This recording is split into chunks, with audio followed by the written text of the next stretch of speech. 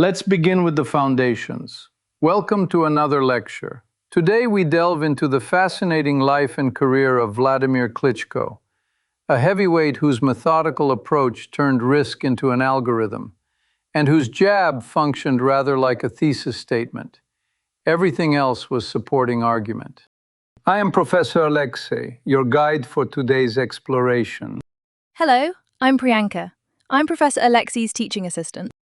To frame our discussion, in lay terms, Wladimir Klitschko is one of the most dominant heavyweight boxing champions of the modern era.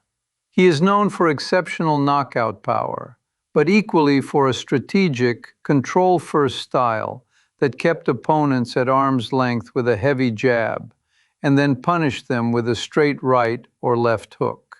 He is Ukrainian by nationality, an Olympic super heavyweight gold medalist in 1996, and a champion who reigned through much of the 2000s and early 2010s. So, technically speaking, what are the key elements we should notice when we watch him fight? It's important to understand the technical architecture. Klitschko fought in an orthodox stance. He stands 1.98 meters tall, with a reach of approximately 206 centimeters, which he leveraged to manage distance. Under trainer Emanuel Stewart, he evolved from a sometimes risk-prone aggressor to a patient, jab-centric controller who used clinching to neutralize return fire. The jab established range, the right hand punctured the guard, the left hook concluded arguments. Balance and energy conservation were non-negotiables. Improvisation was subordinate to positional advantage. Moving forward, why does this matter now? First, modern relevance. Klitschko globalized heavyweight boxing beyond its traditional US-UK axis, with Germany and Eastern Europe becoming economic hubs. His stadium events and pan-European broadcasts helped reposition where the division's center of gravity sat. Second, technically, he institutionalized what we might call risk-adjusted winning, jab control, clinch resets, and selective power punching that many trainers now teach as a blueprint for tall heavyweights.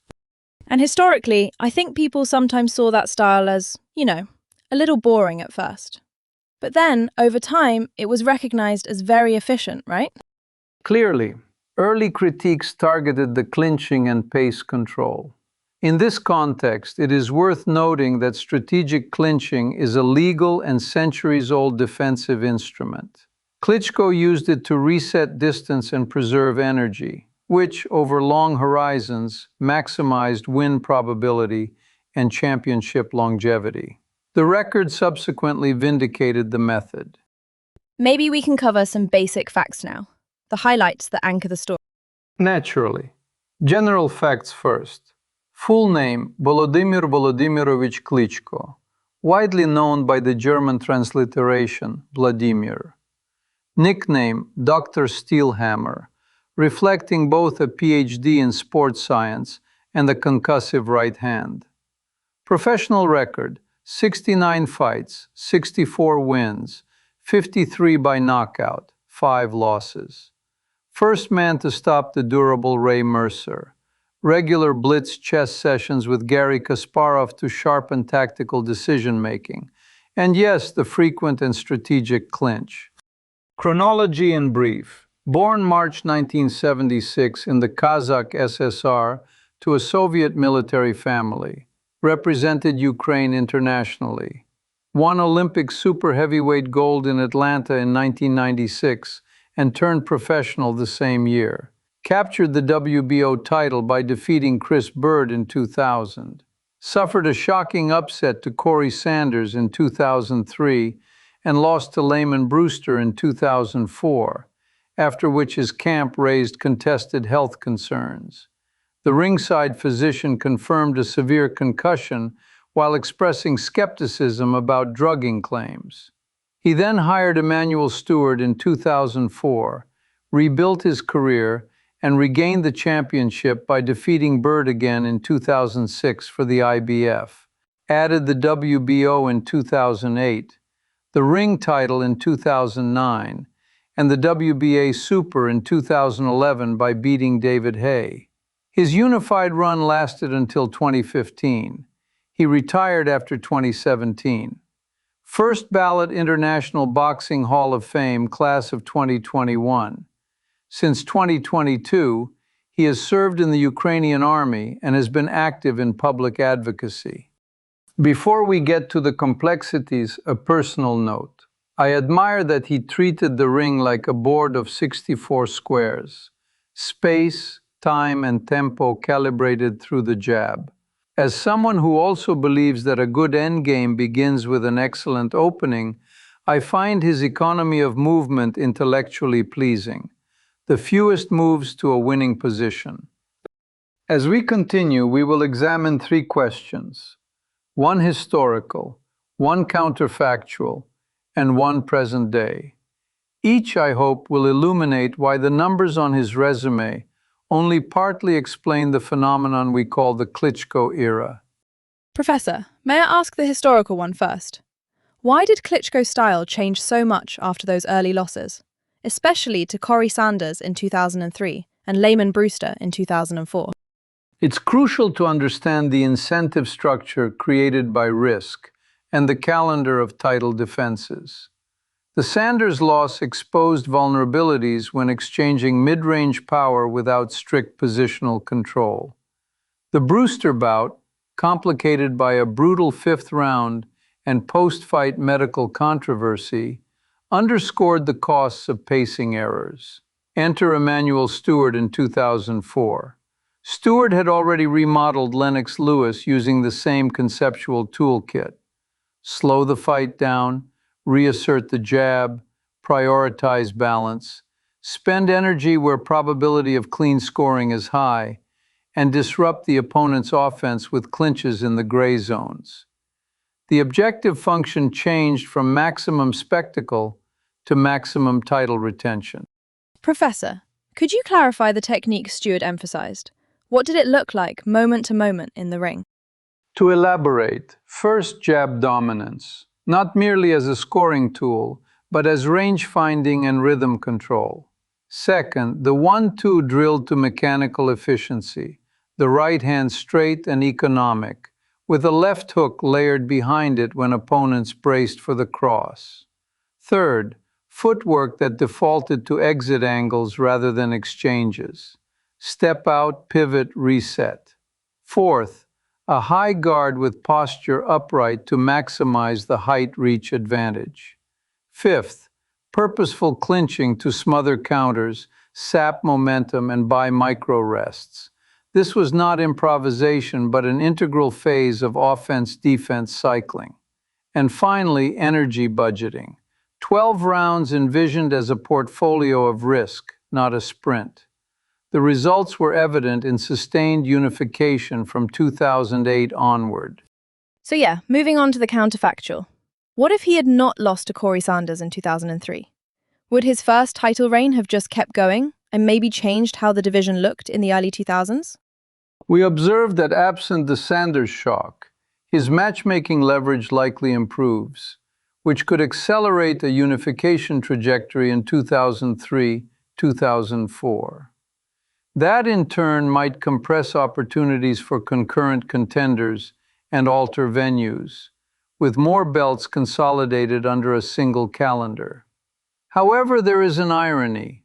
Without the abrupt loss, he may not have sought Stewart with the same urgency, and thus might have preserved a more aggressive, higher variance style. In simpler terms, a continued reign could have been faster, but also more fragile. The actual arc, a forced rebuild followed by a near decade of control, suggests the setback was a catalyst for a more durable equilibrium. Professor, I'm curious about matchmaking ripple effects. If his reign had been uninterrupted, how might mandatory challenges or other belts have circulated differently? This logically leads us to the dynamics of multi-body sanctioning. An uninterrupted reign could have pulled more mandatories into his schedule earlier, incentivized cross-promotional deals into European venues, and left fewer premium dates for rivals. The Klitschko brothers already split the field informally by refusing to fight each other.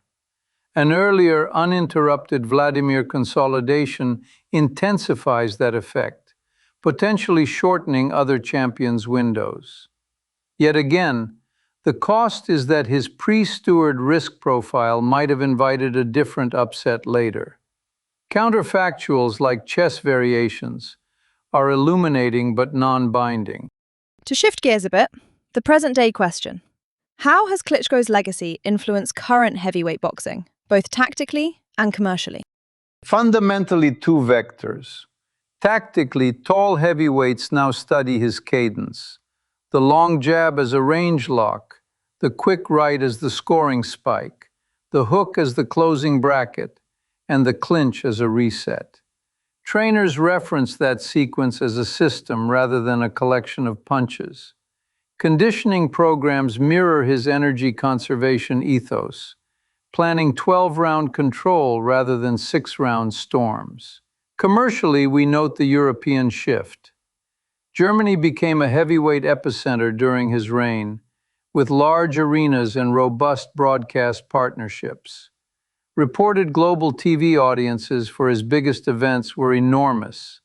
Some claims reach hundreds of millions, though precise audits vary by market. The point stands. He broadened the map. Can we say that specific modern champions have adopted his strategy? Or is it more like a general influence across camps and promoters? Arguably both, but let us remain conservative in attribution.